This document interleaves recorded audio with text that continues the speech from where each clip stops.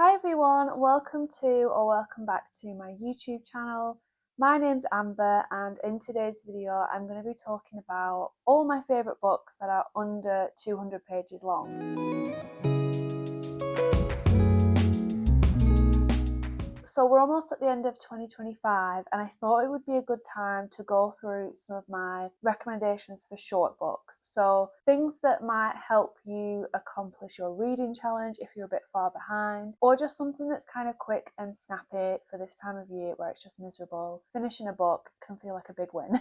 I have mentioned a few of these books many times, but they're favourites for a reason. A lot of them are 5 stars, and I know that there might be quite a lot of new faces here that haven't heard me talk about these before, so hopefully there's a few here that you are interested in. So yeah, let's just start with the shortest book on this list, which is 97 pages long, and it's 87 Charing Crossroads by Helen Hanff. So this is a short literary book, and it's also epistolary, I think is the word, when it's written in letters. So we're following Helen Hanff, who lives in America, and she's writing to a little bookshop in London based at 87 Charing Cross Road, and she basically orders books from them that she can't get in America. And we get to see a friendship develop between Helen and the staff working at this bookshop. It's just a really lovely, wholesome book about the power of books and friendship, and it's just really lovely to read. And it's even more lovely knowing that it's a true story. It's so easy to get through. You can literally read it in an afternoon. It's just really lovely and sweet, and I gave it 5 stars when I read it. Next up we have one of my more recent reads, and it's Of Cattle and Men by Ana Paula May. This book was written in Spanish and has been translated into English by Zoe Perry. And in this book we're following mainly Edgar Wilson, who works at a slaughterhouse, and his job is to stun the cattle before they are slaughtered and then processed into meat. There's something kind of strange going on with the cows though. They're acting a bit weird. Some people think that there's some sort of predator that's like stalking them when they're out in the fields. Although Edgar feels that he has kind of a kinship with the cattle and he understands them more than most people. And he thinks that there's something else going on. But either way, bad things are happening, and it's just a really kind of eerie, atmospheric book where I could have read about this slaughterhouse for a really long time. The back of this book describes it as a landscape worthy of Cormac McCarthy, and I do feel like it gave me those southern gothic, like American vibes that I really like in a book. This one for me was technically a 4.5 star, but I do want to reread it, and I do think it would be 5 stars if I reread it. Next up, we've got one of my favourite books ever, and it's A Short Stay in Hell by Stephen L. Peck. I have talked about this a lot, but I have seen a recent kind of resurgence in people reading this one, so I thought I'd throw it in here as well. In this book, we're following a guy called Soren Johansson, and he has recently died, and he's basically woken up in this version of hell, and he's trapped in a library that is filled with every book that could possibly have ever been written in the universe, and it's his task to find a way out, basically. This book is only 104 pages. You can literally get through this in a couple of hours, but I've never read a book with a more interesting premise that has given me as much existential dread as this book has. I was just really fascinated by it, and I could have read on and on about Soren's kind of journey within this version of hell, and I loved it, and it's one of my favourite books ever. Next up, we've got a horror novella. So this one is 110 pages long. It's Crossroads by Laurel Hightower. In this book, we're following from a woman whose son has died in a tragic car crash. She often visits the site where this crash happened, and one day she accidentally drops a bit of blood from like a cut finger or something onto the site, and then later that night she thinks that she sees her son. So it's about how far this woman is willing to go to potentially get her son back from the dead. This is really beautifully written in the sense that in such a short amount of pages, you feel so much empathy towards these characters. There's quite good body horror in here, but it's also got that like real life grief horror as well. I feel like this one might be quite similar to Monstrilio.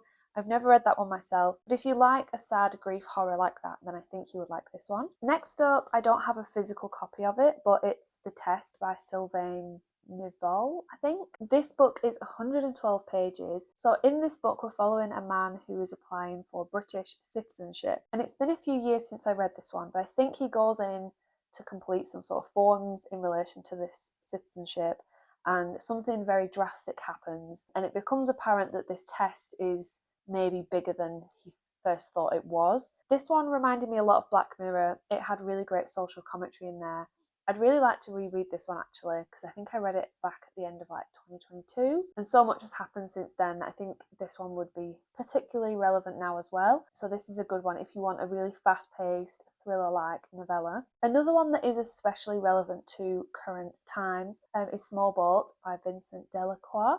So this is a book that was written in French and has been translated to English. This book is 122 pages and it's split into 3 different parts. It's basically following an incident where a small boat was travelling with people on it from France to England across the Channel, and a member of the Coast Guard was made aware that this boat was struggling, and basically her decision making leads to a lack of action and this boat sinking and all the people on board drowning. So we're following from the perspective of this Coast Guard employee who is talking about her thoughts at the time and kind of rationalising or trying to rationalise her lack of action. And we're also following from the perspective of one of the people who was on this boat as well. So this one is more of a thought-provoking literary kind of book. It makes you interrogate your own thoughts about this situation. It touches on things like compassion fatigue and feeling like it's somebody else's problem, but this book is really just a big lesson in empathy, and it's one that I think a lot of people should read, especially now. Next up we have another kind of grief horror, but it's more of a literary book.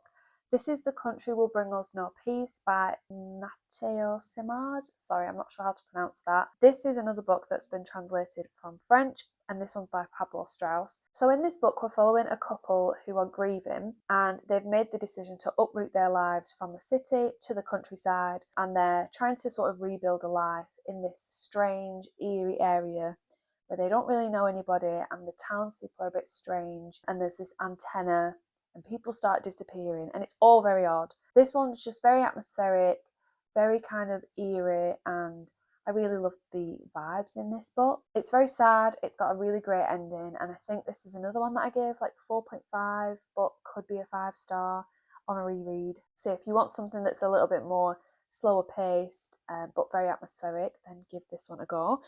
This one, is 132 pages long. Next up is another literary book. This is like a literary crime, maybe? Literary like drama? I don't know.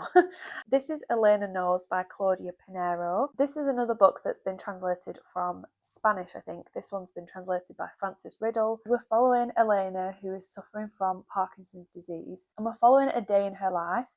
Basically, she's on a mission to prove that her daughter's recent death, which has been ruled as a suicide, wasn't a suicide. She doesn't believe that her daughter would have done that. So we're following Elena as she is struggling to physically sort of get about to try and prove that her daughter wouldn't have done this. And we're also looking at sort of their relationship in flashbacks and the struggles that her daughter was facing whilst caring for her and how that changed the relationship dynamics. And it also touches on bodily autonomy. There's religious themes in here. There's a lot going on, lots to unpack, and I just thought it was like a really masterfully written book. I think that she pulled all the themes together really well, and I love the resolution of this book as well. And if I've not said already, this one is 152 pages long, and it does actually match my other Spanish book. They're from the same publishing house, so I really like these two together. I've just seen one of my favourite books ever, and I should have said it earlier because it's shorter. This is We Need to Do Something by Max Booth III. This is 129 pages long, so it's a little bit shorter than the others. So this is the story of a family who become trapped in a bathroom. They were hiding there because there was a tornado outside, and then this tornado has basically has basically made a tree collapse on the house, and they cannot get out of this bathroom. This book had so much tension. I was so stressed. I was scared. There was great body horror. There was great like apocalyptic horror. There was some witchy vibes. There was like family drama horror. I just love this one. It was a 5-star from the get-go, and it is still one of my like go-to favourite books that I've ever read. And then that leads me nicely onto our next book, which I've recently read. It's called Rest Stop by Nat Cassidy. This book is 160 pages long, and it's another book about somebody trapped in a bathroom. So we're following this guy, can't remember his name, but he's travelling home because his grandma isn't very well. He stops at a rest stop area to use the toilet, and he cannot get out of the bathroom stall. A lot of creepy, terrifying things start to happen. And this book was just so unpredictable. I never knew where it was going.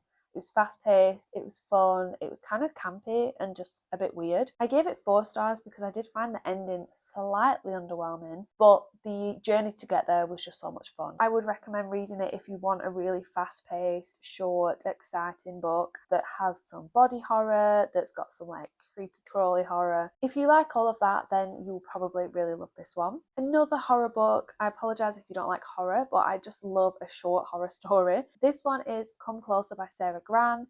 This is a book about a woman who starts to think that she might be possessed by something. I'm not normally a fan of a possession story, but for some reason this one really worked for me.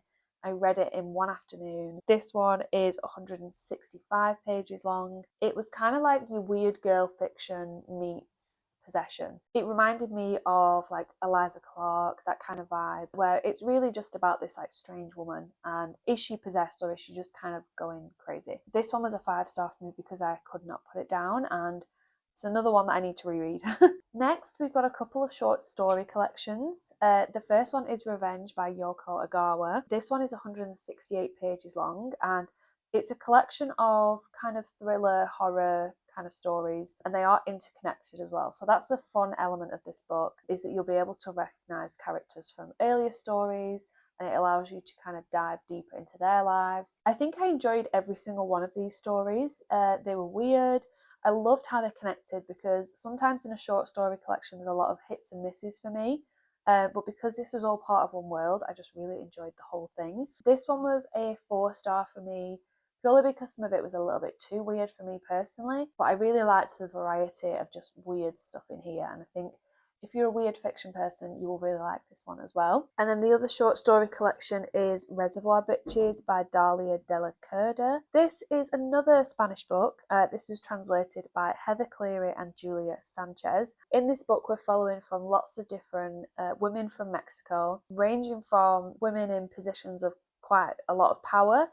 We're following the daughter of a cartel boss, we're following the wife of a politician, and then we're also following lots of different women in vulnerable positions. And the whole central theme of this book is basically violence, and it's looking at how all of these different women either use or are kind of suffering at the hands of people being violent towards them. This is also kind of interconnected, so some of the stories do link up. It's a very shocking book, it's quite dark, but it also has a lot of emotion to it, especially towards the stories at the end, and it covers a lot of different kind of trigger warnings and different kinds of women, and it's just a really well done collection. This book is 184 pages long, and it was nominated for the Booker Prize, as was Small Boat as well. And then the next one is another literary, just like strange book. This is The Mustache by Emmanuel Carrère. This one is another French translation book. This is translated by Lanny Goodman. And in this book, we're following a man who has quite a prominent mustache, and one day he decides to shave it off, but nobody in his life comments on it at all. And he thinks that people are playing a bit of a prank on him, that they're deliberately not saying anything. But then he starts to question like his own reality and whether like he even had a mustache to begin with. And we just see him lose his grip on reality. This is another one that I just could not put down. I was just really interested and fascinated by our characters. I love the ending. The ending is so good in this. And this was another 5-star just because, I don't know, there was something so gripping about it. It just has this weird like eeriness to it where you never really know who to believe, and I just loved it. And then the last 2 books are kind of cheating but kind of not, because they are over 200 pages long, but the way that they're written means that they are much shorter to get through. They're much quicker to get through than you'd expect. I'll show you the first one so you can see what I mean. This one is Any Man by Amber Tamblyn. This is quite a dark book, so I would be careful going into this. But this is a story about an unidentified woman who is a serial sex offender, basically. And this book is written from the perspective of the men that she has abused. Hopefully you'll see what I mean. It's written in a mix of like prose, poetry, so a lot of the pages are kind of, there's not as much on there, and then you've got like pages like this where there's like, well, obviously that's a chapter, where there's like barely anything on them. And the audiobook says that it lasts for 4.5 hours, which I feel is pretty short, but this is quite a triggering book. But I do think it's done very sensitively. It talks a lot about the complexities of sexual abuse of men. It focuses a lot on survival, and I think it's just such a well done book, but it is a lot, so just be prepared of that if you want to go into this. But you could finish it pretty quickly if you wanted to. And the last book that I wanted to talk about is one of my favourite books of all time. It's In the Dream House by Carmen Maria Machado. So this book is 283 pages long.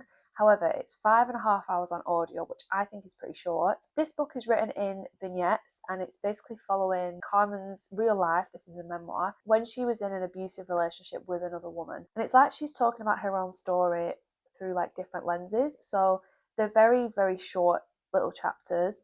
And it's like little snapshots of what was happening. I love how she just bared all in this book. It feels so vulnerable, but it's also very emotionally intelligent. She talks a lot about the shame and the stigma that's attached to domestic abuse, especially when it's between women in a relationship. You just don't often hear about that kind of thing. It's one of the best memoirs I've ever read, just because of how creative it is, but also how really vulnerable she gets in this book. And I feel like I can sneak it in here because I don't have the physical copy, but I bet there are a lot of like gaps in the pages where we've just got these little vignettes. So yeah, that is all of the books I wanted to talk to you about. Thank you so much for getting to the end of this video, especially if you've heard me wittering on about these books before, because I know a lot of them are like all-time favourites that I've talked about a lot. But there are some new ones in there that have been recently read, so it's not all repetitive. Please do give this video a like if you enjoyed it, as it really helps. Let me know in the comments if you now want to read any of these books. Or even better, let me know your favourite books under 200 pages, because I'm always looking for short books. Whether you're new to my channel or if you've been here for quite a while but you're not subscribed, please do subscribe, just so that I know that you kind of want to see more from me. Yeah, thank you again, and I will hopefully see you in my next video. Bye!